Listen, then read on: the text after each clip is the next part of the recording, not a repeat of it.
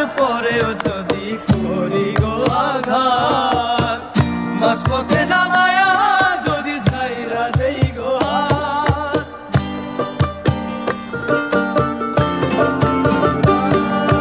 কাছে আসার পরেও যদি করি গো